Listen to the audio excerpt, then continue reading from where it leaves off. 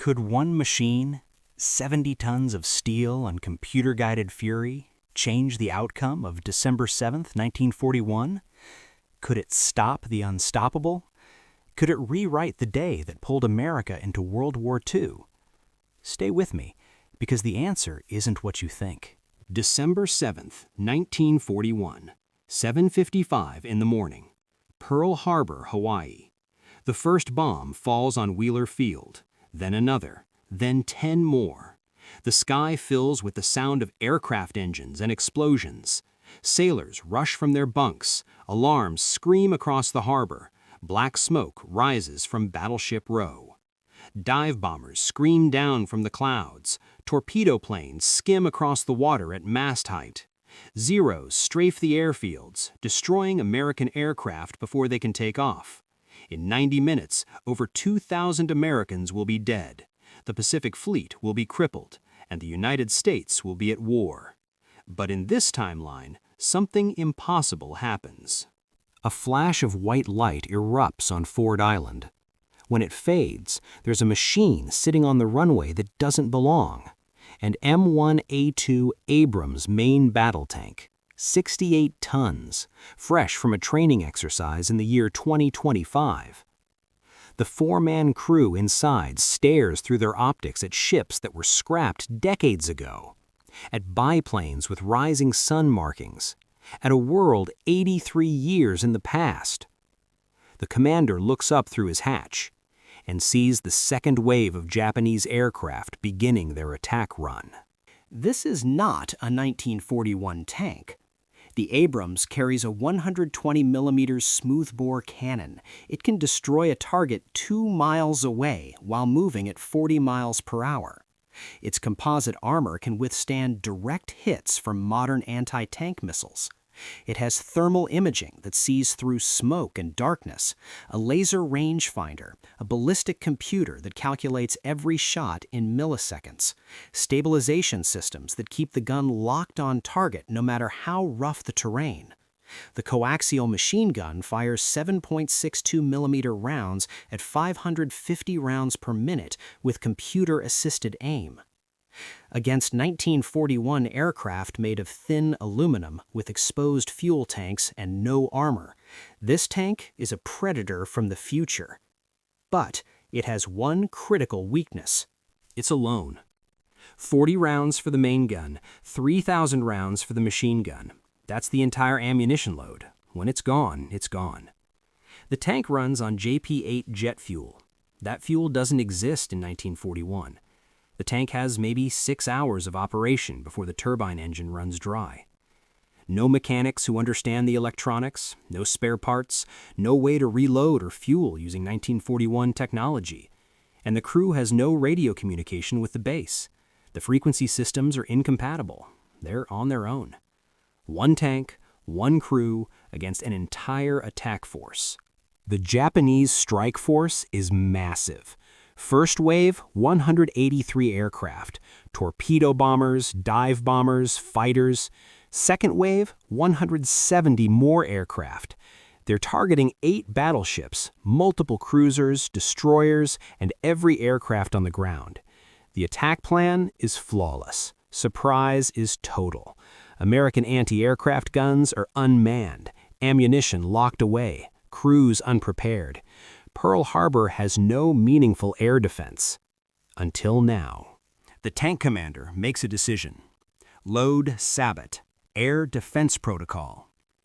The Abrams wasn't designed to shoot aircraft, but its targeting computer can track fast-moving objects, and a 120mm armor-piercing round travels at 1 mile per second.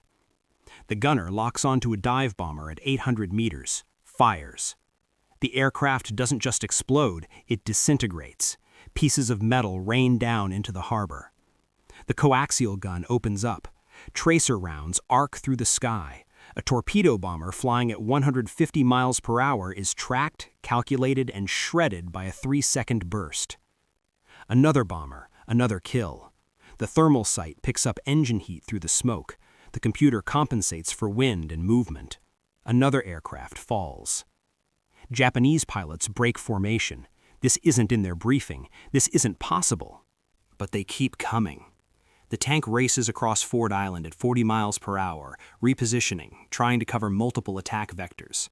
The main gun fires on the move, the stabilization keeping it accurate. A VOW dive bomber explodes before releasing its payload. A Kate torpedo plane cartwheels into the water. 3 Zeros attempt to strafe the tank. Their machine gun bullets spark harmlessly off the composite armor. The tank's turret rotates, 1 burst, 1 kill. But there are too many targets, too many directions. A torpedo hits the USS Oklahoma. The ship begins to capsize. The tank crew can do nothing but watch as men jump into the burning water. The USS Arizona takes a bomb through the deck. The magazine detonates. The explosion is so massive it lifts the entire ship out of the water. 1,100 men die instantly. By 8:30, the main gun is down to 12 rounds. The fuel gauge shows half empty. The engine is overheating from sustained combat operations. The crew is exhausted. They've been firing non-stop for 35 minutes. The barrel is glowing. Spent shell casings litter the turret floor. More aircraft appear on the horizon, the second wave. The commander has to make impossible choices. Which ship to protect, which aircraft to engage, what to let through. You cannot be everywhere. You cannot stop everything. When the attack ends at 9:45 a.m., the damage is calculated. In the original timeline, 2,403 Americans killed, 8 battleships sunk or damaged, 188 aircraft destroyed on the ground. Total surprise, total devastation.